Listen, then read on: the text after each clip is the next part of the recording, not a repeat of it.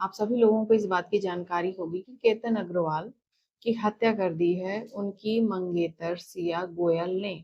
ऐसा पुलिस का कहना है, ऐसी शंका जताई जा रही है कि शायद उन्होंने ही ऐसा किया है। जांच हो रही है, लेकिन शंका भी यही जताई जा रही है। और इसी तरह का एक केस पहले भी हुआ है। सोनम रघुवंशी ने, राजा रघुवंशी अपने पति की हत्या की थी अपने प्रेमी के साथ मिलकर के, और यहाँ भी यही चीज दोहराई गई है। और ये दोनों ही बड़ी फैमिली, मतलब अच्छे खासे पैसे वाले हैं, ठीक है। हाँ, इनके प्रेमी क्या करते थे, इस बात पर गौर करने की जरूरत है।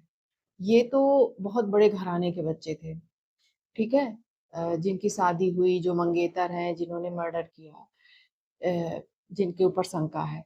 लेकिन जो इनके प्रेमी थे, वो कैसे घर से थे, गरीब घर से थे या मिडिल क्लास फैमिली से थे, क्या थे।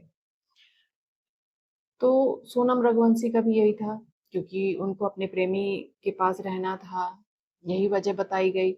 इस वजह से उन्होंने राजा रघुवंशी को खाई से धक्का दे दिया। इन्होंने एक कदम पहले चला, मंगनी के बाद ही शादी नहीं होने पाई और इन्होंने धक्का दे दिया सिया ने। लड़की का नाम है सिया गोयल। और अब सिया ने भी ऐसा किया, जबकि एक केस सामने आ चुका था और इसके बाद भी उसी तरह से इसे प्लान कर दिया गया। एक साल एक साल का ऐसा सिया गोयल का रिश्ता चेतन चौधरी से बताया जा रहा है, कोई बहुत पुराना नहीं है। अब बच्चों को ये समझना चाहिए कि जब कोई मर्डर में हमारा साथ दे रहा है, ऐसी बातें हुई, अगर लड़की की तरफ से हुई तो लड़के को सोचना चाहिए कि ये कितनी खतरनाक लड़की है ना। अपने मंगेतर को, अपने पति को मारने की बात कर रही है। और अगर लड़के की तरफ से हो रही हैं तो उस लड़की को डरना चाहिए कि जब ये एक मर्डर का प्लान ये कर सकता तो कल मुझे भी मार सकता है। इतनी खतरनाक बातें आपस में करके और मर्डर को प्लान करना, ये कहीं न कहीं आपके लिए भी एक रेड फ्लैग है। जब ऐसी बातें आपका मंगेतर, लड़की हो या लड़का कोई करता है, तो उससे दूर हो जाइए। आपको तो ये सब करना ही नहीं है।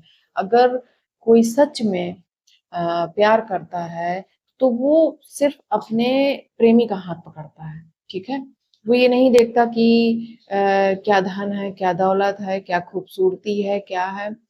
सामने वाला अगर सच में प्यार करता है तो वो हाथ पकड़ता है और पूरी अ, मतलब मन से साथ निभाने की कोशिश करता है, पूरा प्रयास करता है कि उसकी और शादी हो जाए, किसी न किसी तरह से कोर्ट मैरिज कर ली जाए। नहीं लोग सहमत है तो चुपचाप से कर ली जाए, लेकिन शादी हमारी हो जाए और हम साथ में रहने लगे। ज़्यादा दिक्कत होती है तो और भी लोगों की, पुलिस वालों की मदद ली जाती है। लेकिन शादी लोग कर लेते हैं, ऐसा नहीं है कि लव मैरिज, हर लव मैरिज का मतलब यही है कि माता पिता की पसंद से शादी नहीं हुई है, यही तो है लव मैरिज। और कहीं कहीं पर उसको लव मैरिज है, फिर उसको अरेंज करवा दी जाती है कि चलो बच्चों का मन है। लेकिन ये जो किया गया, मुझे ऐसा लगता है कि कहीं ना कहीं प्रेमी के बीच में ये एक पैसा भी आ रहा है। पैसा मतलब कि माता पिता तो बोल देंगे सीधे सीधे कि भाई अब हम अपनी प्रॉपर्टी में आपको कुछ नहीं देंगे, अगर आपको इसी तरह से शादी करना है या कुछ भी, जो चीजें परिस्थितियां उनको दिखाई दी होंगी। तो कहीं ना कहीं पैसा आ रहा है बीच में, लालच। अभी कोई लड़का दहेज मांगता है, नहीं करनी चाहिए शादी। इसी तरह से कोई लड़का यदि इस तरह से, या लड़की ऐसे प्लान करती है पैसे के लिए मर्डर, तो वहां पर शादी नहीं करनी चाहिए। ये प्रेमी से ज्यादा एक लालच, एक हत्यारा आपके साथ जुड़ रहा है, एक लालची इंसान, एक हत्यारा इंसान। और ऐसे लोग कभी भी आपके वफादार नहीं हो सकते हैं। इसलिए ऐसे लड़कों से दूर रहें, इन्हें अपना प्रेमी ना मानें। शायद मेरी बात बुरी लगी हो, लेकिन है तो ये सच।